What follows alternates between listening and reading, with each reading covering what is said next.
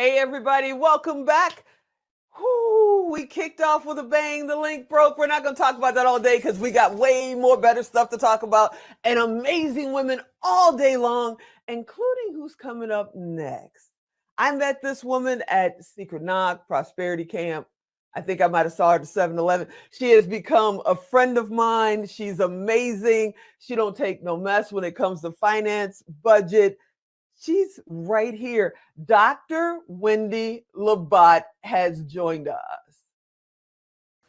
Hey, Hey, doctor. Tico, how are you? I'm amazing. We're trying to figure out what the heck is going on with this ding dang link, but that's okay. That's all We're right. We're here. here. You're Yeah. here. And I was listening in on your last guest, Dr. Kara Dentley, and I love her to death. She's one of those kind of women that will straighten your crown if it's crooked. I love her. So I was happy to, get in on her presentation. You're amazing, doctor, and I want to thank you for coming and joining us today on this International Women's Day. I've got to ask you, I know you're a speaker, you're a writer. We're actually in a book or two together, I believe. You're a financial legacy builder. But one thing that really strikes my heart is when you start talking about budgeting. Recently, the mask mandates have started to vanish from our hemisphere, and people are starting to get out. I'm guilty of it. I just came back from a vacation. People are starting to get out, and the budgets they planned while they were, being restrictive are kind of flying out the window. What do you tell people about budgeting and how to get through the day, the year, the decade?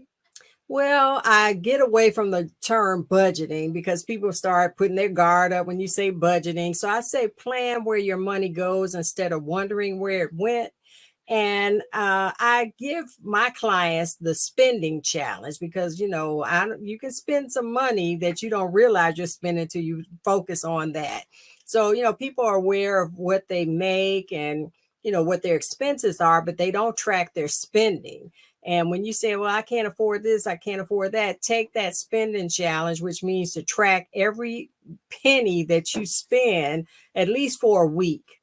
My clients do it for 30 days, but for at least a week. And you'll find, you're spending maybe $100 a week eating out, another, couple hundred getting your hair and nails done. And I'm not against those things, but when money is tight, you got to really go back and see where it's going, and not just wondering where it's going, but, finding out where it's going and then redirecting those funds. So if you overspend on vacation, that's okay. Just get back on track and get that money redirected to where it needs to go.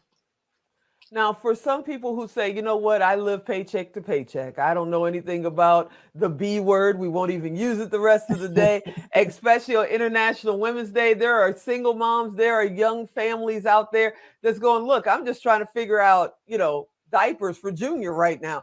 I'm not even thinking about my future, my health care, anything like that, because you're not talking to me. I can't afford that right now. What do you say about that, doctor? Again, check that spending because we as women, we know how to, like my grandmother said, squeeze blood out of a turnip. So we know how to make that money work. You just have to be more conscious of it. And, now with, companies and businesses using, cards versus cash, you really spend just unconsciously. You just swipe and you're sticking it in, you're tapping, that card. So you don't really, you're not aware of what you're spending until after you realize you overspent. So, we as women, this is International Women's Month, we know how to make, squeeze that blood out of a turnip. So that's what I would say. You can afford it. You just have to, be more conscious of, where your money is going and plan where it goes instead of wondering where it went. I know that my mother used to always talk about being able to bring home the bacon and fry it up in the pan, so to speak. And nowadays, that's not so rare. It's pretty much required. It's not too many moms get to stay home with their kids and watch them grow up. They got to go put those 8, 10, 12 hours a day in while they do it. In the middle of all of that and trying to make sure their finances are in order, they're hoping to be where you are right now, standing on stages, speaking to groups, being an author. What advice would you give someone who's just getting started and going, huh? What do I do?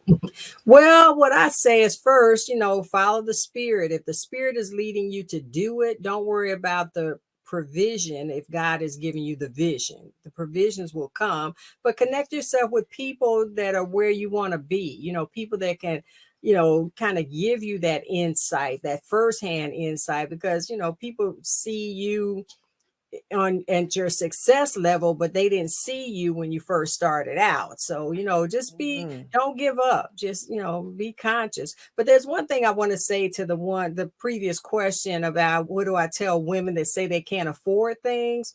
Take Mhm. advantage of your points, rewards, and miles. That I'm about to do a course about living the VIP life that way. I was at McDonald's, especially for you single mothers, or not just single mothers, just people that like going to McDonald's. I would, I don't go there often, but I went and I had a taste for a filet of fish sandwich. But I kept seeing every time I go, I see this little, QR code with the app and everything. So while I was waiting in line, I said, let me go ahead and do this QR code thing.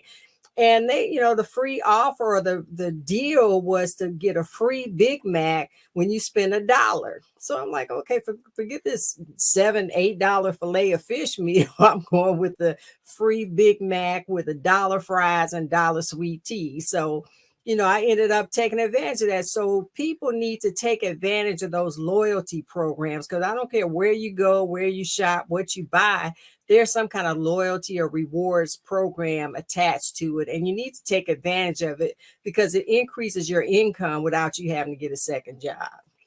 Ooh, She said, without you having to get a second job. Mhm. Now, I've got to ask you, what do you do for fun?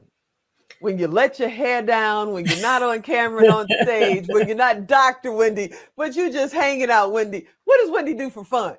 Well, I hate to admit, I like to shop. I like to travel. I do a little gambling, So, I just kind of do whatever I feel I need to do to rejuvenate. I like to sleep because, sometimes your mind is going and you can't get that good rest. And then my dog gets me up in the middle of the night to take her out to pee. And, it's like having a baby that you got to feed in the middle of the night. But I just like to, unwind, do whatever I feel is what I want to do at the time. I'm at the stage in life where whatever I want to do, I'm going to do. I've earned that Mm, right. I heard that. I heard that. So, what does International Women's Day mean to Dr. Labat?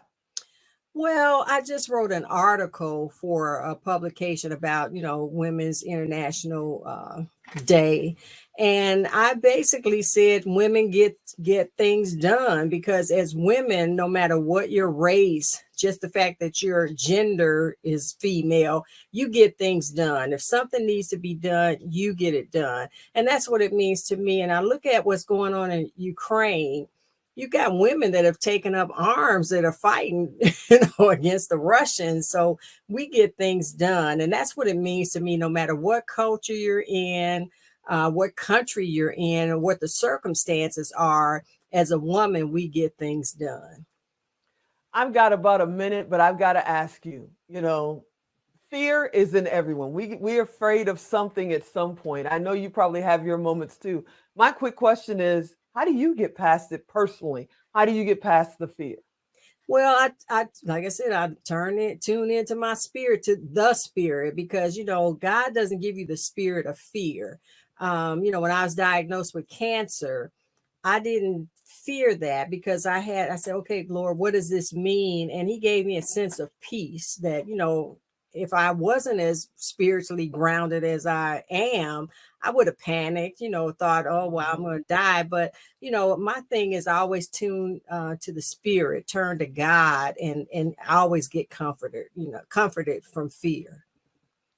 Dr. Wendy, you're a part of our ET family, and I so appreciate you being on the show and now being a part of International Women's Day. We got some other surprises coming down the road with you. You're an amazing woman. It's an honor to know you, and I thank you so much for hanging out with me on International Women's Day.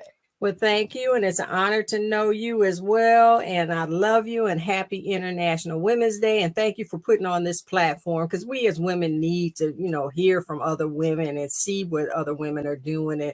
And like I said, straighten up the crown of other women if it's crooked, and stop hating. Stop hating on people. But I totally yeah. agree. I Mhm. totally agree. Thank you so much and have a great day. You too. Thanks. Bye bye.